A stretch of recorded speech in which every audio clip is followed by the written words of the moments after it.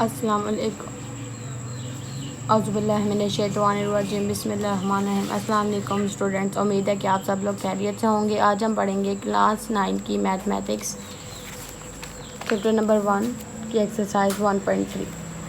Exercise 1.3 का first question है, on his last bank statement Kasim had a balance of ₹175,000 in his checking account. He wrote one check for ₹45,790 and another check for ₹112,921. What is the current balance? हमारे पास कासिम है एक बंदा, उसका जो balance है वो कितना है, चेकिंग अकाउंट में जो उसका बैलेंस है वो कितना है। यहाँ पे हम लिखते हैं चेकिंग अकाउंट बैलेंस 175,000। हमारे पास उसका बैलेंस है इतना। एक टाइम उसने ट्रांजैक्शन की, उसकी वन टाइम की ट्रांजैक्शन है 45,790 और सेकंड टाइम की ट्रांजैक्शन है 112,921। तो हम सबसे पहले उसकी टोटल ट्रांजैक्शन देखते हैं। टोटल ट्रांजैक्शंस कितनी की हैं उसने, 45,790 प्लस 112,921। इन दोनों को हम प्लस करते हैं, यहाँ प्लस कर लेते हैं, रेफर बना लेते हैं यहाँ पर 112,921। तो यहाँ पे 09754 प्लस करें 1 2 प्लस हुआ 11 1 कैरी 10 एंड 17 1 कैरी 8 1 में 4 5 और 1। यहाँ पे क्या आया, कितनी 158,711। हमारी टोटल ट्रांजैक्शंस क्या है, इतनी। अब हमारे पास चेकिंग अकाउंट में बैलेंस कितना था, 175,000। चेकिंग अकाउंट में बैलेंस इतना था, उसमें से पैसे इतने निकलवाए। चेक हमारे पास जो चेक था वो इतने के हुआ, चेक इतने के बने और इतने पैसे निकले। तो पीछे हमारे पास चेकिंग अकाउंट में कितना बैलेंस अभी करंट मौजूद है, व्हाट इज़ करंट बैलेंस। तो करंट बैलेंस हमने निकालना है बैलेंस। तो हम क्या करेंगे, जितना टोटल था उसमें से माइनस करेंगे जो ट्रांजैक्शन हुई है। इसमें से 175,000 में से माइनस करेंगे 158,711। तो हमारे पास क्या बचेगा, 1 कैरी लो 10, यहाँ से 1 कैरी 10, यहाँ से 1 कैरी 10। 10 में से 1 गए 9, यहाँ पे 9 और 9 रह गया। 9 में से 1 गए 8, 9 में से 7 गए 2, 5 था 4 रह गया। 1 कैरी लो 14 में से 8 गए 6, यहाँ पे 6 रह गया। 6 में से 5 गए 1 और ये 1 तो कट गया तो 0 आ गया। तो यहाँ पे हमारे पास कितने बचे, 2 8 9। हमारे पास करंट अकाउंट में कितने पैसे हैं, 16,289 रुपीज़। ये हमारा है आंसर, ये हमारे करंट बैलेंस है। ओके, चेकिंग अकाउंट में हमारे पास इतने बैलेंस पैसे थे, वन टाइम ट्रांजैक्शन इतनी हुई, दूसरी बार चेक बना ट्रांजैक्शन इतनी हुई। ये दोनों हमने टोटल की, हमारे पास टोटल ट्रांजैक्शन इतनी हुई। तो हमने उसमें से उसे माइनस किया तो हमें पता चल गया कि हमारा करंट बैलेंस क्या है। क्वेश्चन नंबर 2 पे आते हैं। Question number 2, last week Wajid drove 283.4 kilometer on 16.2 liters of petrol. He says that the average about 1.75 kilometer per liter is his answer reasonable? Explain. सबसे पहले हम निकाल लेते हैं लास्ट वीक में। क्वेश्चन नंबर 2 है हमारे पास। लास्ट वीक में वाजिद ने ड्रोव की 283.4 किलोमीटर और इसमें पेट्रोल कितना लगा, 16.2 का। तो सबसे पहले हम निकाल लेते हैं कि हमारे पास पर किलोमीटर पेट्रोल कितना लगा है। तो यहाँ पे हमने क्या करना है, 283.4 से 16.2 को डिवाइड करना है, फिर हमें पता चल जाएगा कि पर लीटर पेट्रोल हमारा, पर किलोमीटर पेट्रोल हमारा कितना लगा है। या वो पर किलोमीटर लिखना था कि हमारा पर किलोमीटर पेट्रोल कितना लगा है। कैलकुलेटर में हम इसे सॉल्व करते हैं। 283.4 डिवाइडेड बाय 16.2, तो हमारा आंसर है 17.4। हमारे पास आया 17.49। अगर हम इसे राउंड ऑफ करें तो हमारे पास आएगा 17.5। लेकिन हमें यहाँ पे इन्होंने दिया हुआ है कि he said that he average about 1.75 kilometre पर लीटर। वो कह रहे हैं कि ये हमारे पास 1.75 जो किलोमीटर है वो एक लीटर पे चल रहा है। तो क्या हम ये कह सकते हैं? नहीं, क्योंकि हमने निकाला है कि कितने किलोमीटर पर लीटर पेट्रोल पे चल रहा है।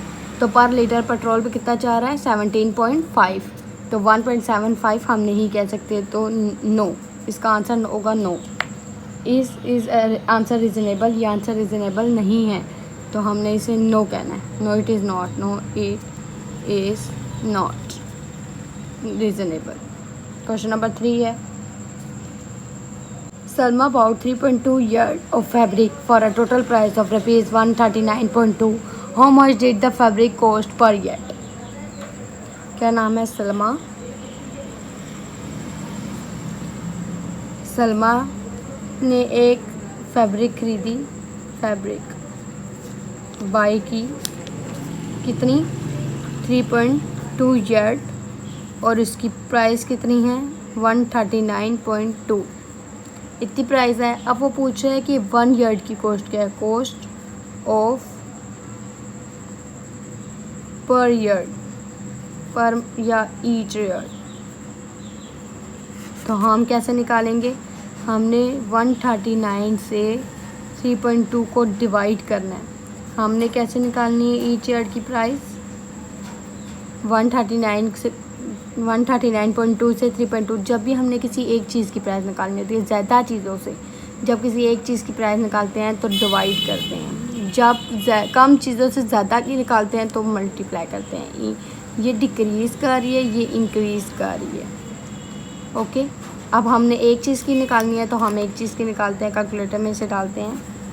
139.2 डिवाइडेड बाय 3.2, हमारा आंसर है 43 पॉइंट समथिंग। अब इसमें ना फील नहीं, 43.5। तो हमारा आंसर क्या है? 43.5 हमारा आंसर है। ईच यार्ड या पर यार्ड हमारे पास कितने की है? 43.5 की। क्वेश्चन नंबर 4 है हमारे पास, Momina walks 3.2 kilometre per hour. She took a 12 hour walk. How far did she walk? Momina जो है हमारे पास, ये आ जाए यहाँ पर, Momina 3.5 kilometre per hour walk करती है। मतलब 1 हॉर में वो कितना वॉक करती है? 3.5 किलोमीटर वॉक कर रही है। 1 हॉर में वो कितना वॉक कर रही है? 3.5 किलोमीटर। तो 12 हॉर में वो कितना वॉक करेगी ये हमें बताना है। 1 घंटे में वो इतना कर रही है तो 12 घंटे में कितना करेगी वॉक? उस 12 हॉर की वॉक से हम क्या करेंगे? 12 को मल्टीप्लाई करेंगे 3.5 से। 3.5 को हमने 12 से मल्टीप्लाई करना है। 12 मल्टीप्लाई बाय 3.5 हमने मल्टीप्लाई किया तो हमारा आंसर आया 42। हमारा आंसर क्या है? 42। हमने एक चीज़ हमें दी थी 1 घंटे की, हमने 12 घंटों की निकालनी थी, तो हमने क्या किया? मल्टीप्लाई। तो हमने 12 को मल्टीप्लाई किया 3.5 से, तो हमारे पास उसकी वॉक निकल आई कि उसने कितने किलोमीटर वॉक किया है? तो 42 किलोमीटर वॉक की है। क्वेश्चन नंबर 5 है हमारे पास,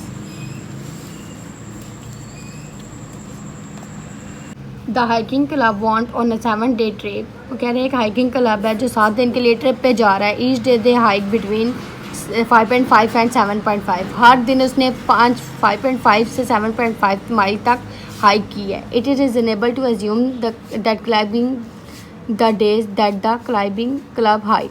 वो कह रहे हैं एज्यूम करें इनमें से कि कौन सा क्लब हाइक उनकी की होगी। Less than 35 miles, between 35 to 55 miles, equally 55 miles, more than 55 miles. सबसे पहले हम देखते हैं कि कितने डेज़ की ट्रिप थी। 7 डेज़ की ट्रिप थी। उसमें उन्होंने कितना 5.5 टू 7.5 माइल्स तक हाइक की है। तो अब हम 7 डेज़ की ट्रिप है, 1 डे हर ईच डे उन्होंने इतनी हाइक की है। तो 7 डेज़ की कितनी होगी? हम इसमें से कोई भी मिड वाली वैल्यू ले लेते हैं, 6.5 ले लेते हैं क्योंकि वो बिल्कुल मिड हो जाएगी। तो उसको हम 7 से मल्टीप्लाई करके देखते हैं कि बिटवीन है ना, तो आप कुछ भी ले सकते हैं। 5.5 टू 7.5 है, उसके दरमियान में है बिटवीन। तो हमने 6.5 ले लिया। एक दिन वो इतनी कर रहे हैं तो 7 दिन कितनी करेंगे? 6.5 को 7 से डिवाइड करते हैं, मल्टीप्लाई करते हैं, हमारे पास है 45.5। अगर हम कोई और ले लें 7 डेज़ के लिए 6.7 ले लेते हैं, तो 6.7 हमारे पास क्या आएगा?